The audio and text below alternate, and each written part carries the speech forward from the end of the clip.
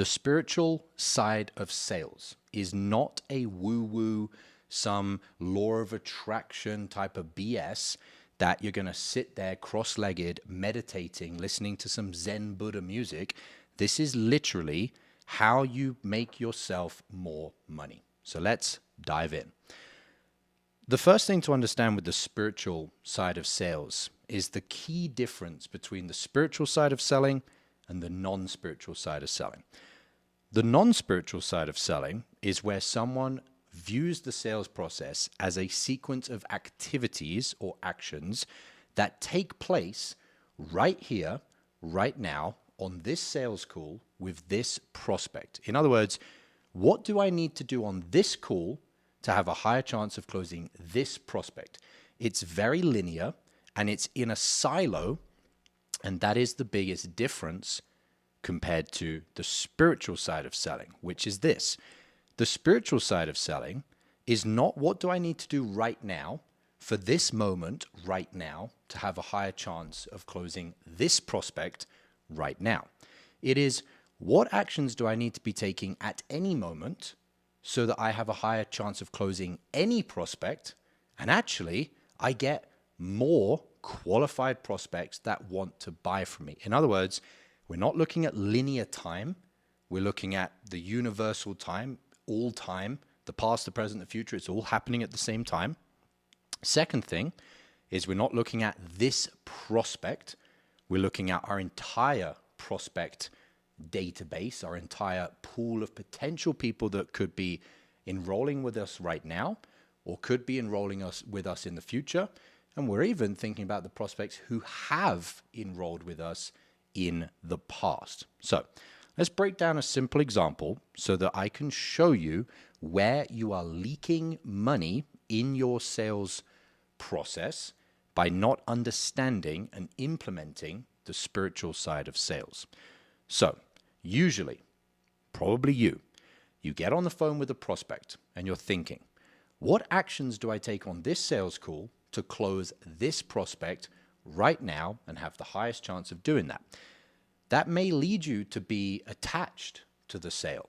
It may lead you to be pushy on the closing part of the sales call. It may even lead you to saying things that are just simply not true in the discovery or in the pitch to try and push someone over the line. Now let's take an extreme example. Let's say that you are attached to the sale, you are pushy, and you basically say whatever it is that you could say to push that person over the line. And let's just imagine it works. You get that person to buy. Maybe it's a paid in full. They buy, they say, hey, thanks very much. I'm going into the program. And maybe they become a great prospect. Maybe they become a great client. Within the silo, which is the linear version of sales, the non-spiritual side of sales, you made a sale. Potentially you made a sale that you might not have made.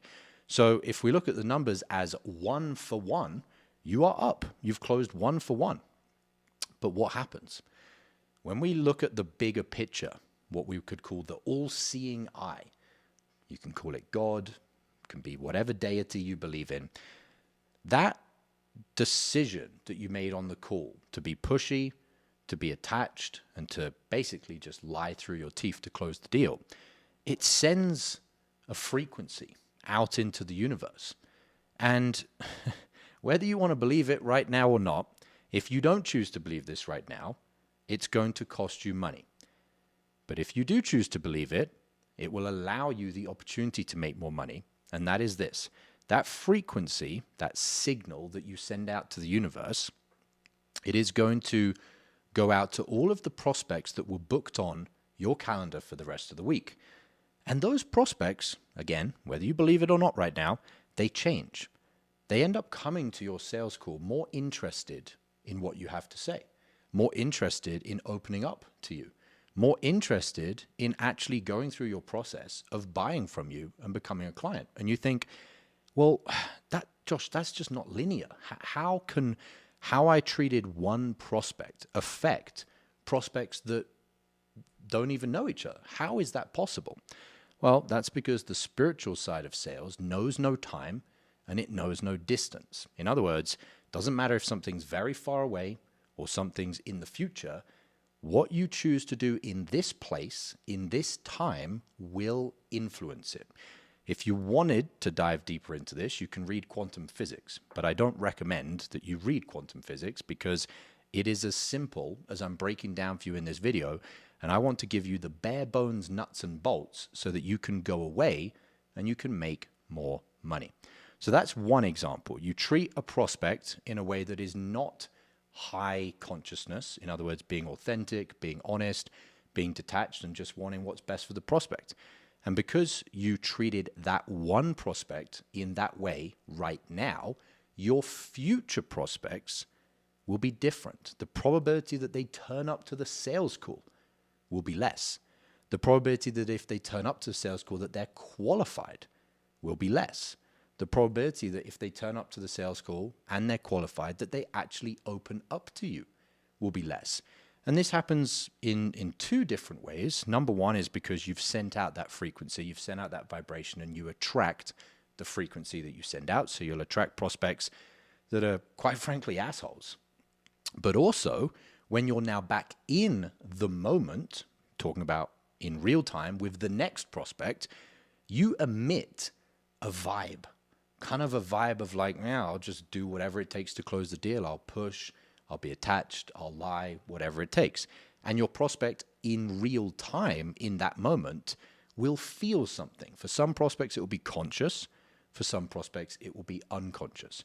But either way, they will feel something that will change or severely impact negatively their decision to buy from you right now.